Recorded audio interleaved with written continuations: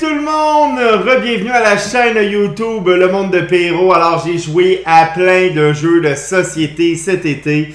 J'en ai joué de toutes les sortes. Et aujourd'hui, avec la rentrée scolaire, je vous parle d'un petit jeu familial que vous pourriez jouer avec vos enfants, là, d'âge primaire ou début secondaire. Et c'est le fun aussi pour les adultes là, qui accompagnent leur enfant là-dedans. C'est le jeu Taxi, un jeu fait par des Québécois, France Côté et Éric Deluca, et puis édité par Boom. Alors c'est un jeu qui existait déjà au début des années 2000, mais ça a été réédité et amélioré là, dernièrement en 2020.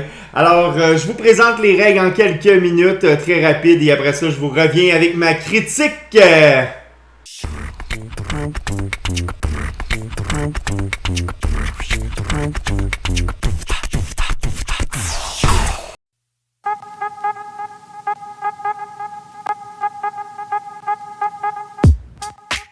Alors, voici la mise en place du jeu Taxi. Tout d'abord, dans la boîte, il y avait le plateau principal. On avait aussi les cartes destination que je vais vous montrer tantôt. Des cartes taxi qui vont nous permettre, à chaque fois qu'on va tomber sur une petite case jaune comme ça, d'en piger une. Et il va y avoir un événement qui va se dérouler. À ma droite ici, j'ai des petits cônes qui vont nous servir à être déposés des obstacles sur les numéros qui sont là lorsqu'on va piger les cartes. Et ensuite, il y a des sens uniques et des barrières qui seront mis sur différentes cases comme ça pour les sens uniques. Et les barrières iront sur les traits assurés là, qui sont les passages pour piétons pour bloquer une rue. Donc tout ça va s'ajouter dans une partie pour être des obstacles. Donc, et on a un dé, évidemment, qui est un dé très traditionnel à brasser. Je vais faire une partie à 2 joueurs, mais sachez que peu importe le nombre de joueurs qu'il y a dans une partie de taxi, n'influence pas le nombre de missions au départ, à moins que vous le décidiez. Alors, dans une partie régulière, je pense que pour votre première partie, vous devriez y aller avec le premier joueur, la première joueuse qui va réussir 2 missions destination. Et les missions destination sont ici. Alors, et voilà à quoi ça ressemble. On a, exemple, ici la photo du coiffeur ou de la coiffeuse, en tout cas du salon de coiffeur. Et sur la map, c'est quand même bien représenté, hein, c'est des beaux petits commerces, des belles petites images. On doit chercher secrètement, sans montrer notre mission, où est situé cet endroit. Alors, vous pouvez voir que la case de départ pour nos voitures sont ici, dans le stationnement, et que le premier joueur, on va dire le bleu, doit se rendre là. Vous allez dire, voyons, c'est bien trop facile. 1, 2, 3 et on est rendu. Mais non, ça ne fonctionne pas comme ça. Ici, il y a un sens unique, alors ça va être impossible d'aller dans cette direction-là ici. Alors, on devra faire au moins un tour. Je vais en parler dans ma critique tantôt, mais moi, ce que je vous conseille, c'est de faire un peu à la mode des aventuriers du rail. Pour la première mission, peu importe le nombre de missions que vous allez jouer à Taxi, en début de partie, je passerai personnellement, pour avoir un bon départ, 2 cartes mission à tous les joueurs. Et d'en choisir une d'entre elles, comme ça, chaque joueur va pouvoir décider, ouais, est-ce que je veux prendre celle qui est plus proche? Au moins, ça laisse du choix, un petit peu moins de place au hasard. Et une fois que vous avez choisi votre mission, exemple, je choisis celle-là parce que je pense que c'est vraiment la plus courte pour me rendre, eh bien, l'autre, on la remet cachée en dessous du paquet pour justement le reste de la partie. Alors, peut-être qu'elle reviendra, mais ça me serait très surprenant. Une fois que chaque joueur a une carte mission en début de partie devant lui ou devant elle, c'est le moment de commencer la partie. Et comment se joue une partie de taxi? Tout simplement en brassant le dé. Alors, je vais vous donner un exemple. La mise en place est comme ça. On a nos cartes là, on les a bien brassées. Assurez-vous de faire ça lors de votre première partie, parce qu'il y a beaucoup de mêmes cartes du même genre ici. Et là, si on tombe 5 fois sur le même type de carte au début de la partie, ça enlève un peu le plaisir. Donc, première chose qu'on fait, c'est que on remet les cartes destination. Alors, on va dire que le deuxième joueur a pris sa carte destination et chacun a sa carte.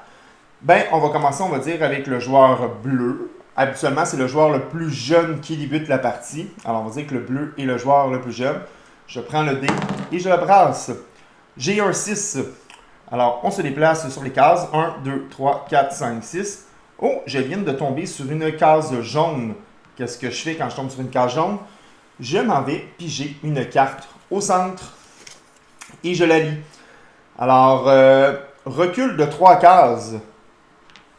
1, 2, 3. Je suis encore sur une carte jaune. Je mets ça dans la défausse juste ici. Alors, je vais en repiger un autre. C'est écrit « Place un cône sur la case numéro 1 ». Alors, en faisant ça, je prends un cône et je vais chercher la case numéro 1 sur le plateau. Alors, ici, on voit qu'on a le numéro 2 proche de nous, le numéro 3, mais où est le numéro 1? Juste ici. Alors, vous voyez, maintenant, ça va être impossible de passer à cet endroit-là. Il va falloir faire un détour. Évidemment, il y a des cartes dans les paquets, dans le paquet du centre qui va nous dire « Enlève cet obstacle du jeu ». Donc, et voilà, c'est le tour au deuxième joueur. Le joueur rouge brasse le dé. Juste pour vous donner comme information, le joueur rouge, lui, doit se rendre au motel. Alors, je ne sais pas si on voit bien la carte. C'est la placer. Donc, le motel. Et le motel est situé juste ici, en haut. Alors, je vous rappelle que le joueur bleu doit juste se rendre ici. Je ne ferai pas une partie au complet, je vous explique les règles, mais pour vous donner un aperçu, le joueur rouge part. Alors, 1, 2, 3, 4, 5. Puis j'ai une carte jaune. Alors, rebrasse de nouveau. Alors, vous voyez un peu la mécanique du jeu. 1, 2, 3. Je tombe sur une carte jaune et on continue de jouer jusqu'à temps qu'on ne peut plus le faire. Alors, enlève un obstacle. Il n'y en a seulement qu'un. J'enlève donc le cône. Et voilà, la partie se poursuit comme ça jusqu'à temps que les joueurs arrivent sur leur destination. Je vais maintenant vous montrer d'autres cartes dans le jeu qui pourraient vous arriver. Alors, vous voyez, ici, on a une carte « Rends-toi immédiatement au garage ». Le garage est situé juste là. Alors, c'est très fâchant quand tu arrives proche de ta mission. On va dire que tu es proche du motel. Tu piges cette carte-là. Mais malheureusement, tu dois retourner à cet endroit-là au départ. Donc, des fois, ça, c'est des cartes assez le fun dans la thématique quand on te demande de te rendre au garage. Ça éloigne les joueurs de leur destination. On a aussi d'autres types de cartes. Change de destination avec ton voisin de gauche. Tu n'aimes pas ta destination, elle est rendue trop loin, tu pêches ça, ben, l'autre joueur à ta gauche, donc si vous êtes deux, vous inversez vos missions. Ça peut changer vraiment la dynamique du jeu. On a vu enlève un obstacle, place un cône. On a aussi placé un sens unique. Alors ça, c'est quand même important, c'est tous les petits jetons blancs que vous voyez là. Alors, je vais prendre le temps de vous le montrer. Lorsque vous placez un sens unique, vous ne pouvez pas le placer n'importe où. Il y a des cases déjà prédéfinies où on peut en déposer. Et ça va influencer la direction dans laquelle tous les voitures devront aller. Alors, si le joueur était rendu là et qu'il voulait s'en aller dans l'autre sens, bien, avec le nouveau sens unique, il n'a pas le choix de faire le tour. Alors, toute la zone qui est entre la zone assurée ici et ici devient un sens unique dans cette direction-là. Tandis que si je pige une carte, on a aussi des passe-contours, enlève un sens unique, hein, ça va bien. Mais si je trouve une carte qui me dit, ben là, je vais les dire en fait. Là. Ici, on change de place avec un joueur de ton choix, donc inverser les véhicules, ça peut être très utile. Donc, je ne vais pas toutes les lire parce que c'est quand même assez simple comme vous pouvez voir, mais je voulais vous montrer celle de la barrière en espérant que je vais la voir. Alors, et voici, place une barrière. Ben, on va la déposer sur une des zones, excusez pour le gâchis sur le jeu, ici. Alors, exemple, si je la dépose là, ben, la voiture qui voulait continuer devra faire un détour. Et là, ça peut être assez frustrant là, lorsqu'on veut aller à notre mission. Il peut y arriver des fois des zones où on va mettre deux barrières et une voiture se ramasse dans un impasse. Alors, ici, on a toujours le choix de toujours rouler et de tomber sur une case jaune et espérer avoir une carte qui enlève un obstacle pour poursuivre. Advenant le cas où vous êtes dans un sens unique, entouré de barrières comme ça et que vous n'êtes vraiment pas chanceux ou chanceuse parce que votre adversaire ou vos adversaires ne vous aime pas tout simplement, ben là, dans ce cas-là, à votre prochain tour, vous allez devoir brasser le dé et espérer tomber sur un nombre qui vous permet de faire ça. Lorsque votre véhicule est dans un impasse, c'est-à-dire qu'il n'a pas le choix, il ne peut pas passer derrière la barrière, il ne peut pas revenir là et il ne peut pas espérer tomber sur une case jaune pour piger une nouvelle carte. Alors, on appelle cette situation une impasse. Même s'il n'y avait pas de barrière ici, le joueur serait tout de même dans un impasse parce qu'il y a le sens unique. Alors, on doit brasser le dé à notre prochain tour et tomber sur un 3 ou un 4, qui nous permettra de piger une carte taxi. Si la carte taxi nous ne fait pas enlever ça ou il n'y a rien de positif, on passe en réalité un tour. Au second tour, on espère encore brasser un 3 et un 4 en espérant avoir la même solution. Si c'est un autre chiffre, malheureusement, c'est comme perdre un tour.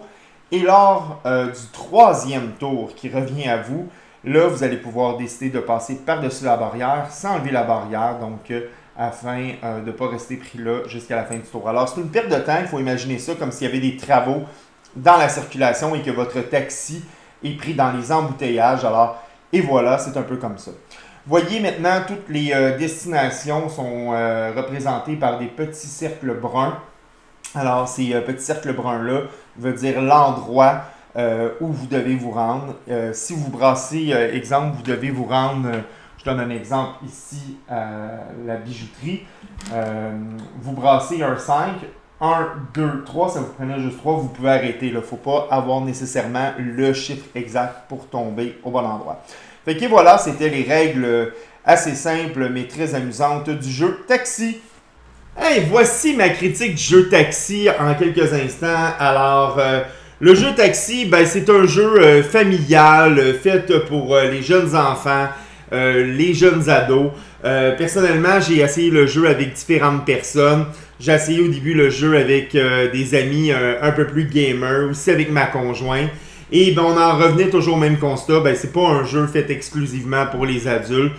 Oui, on peut jouer, ça peut être le fun, mais ça va être un jeu qui va s'essouffler très rapidement. Il y a beaucoup de brassage de dés, comme je l'ai mentionné dans les règlements. Donc, ça nous rappelle les anciens jeux de société style Monopoly ou Hamburger où on brasse un dé puis on avance sur le plateau. C'est plus un jeu qui va venir chercher un peu plus les enfants.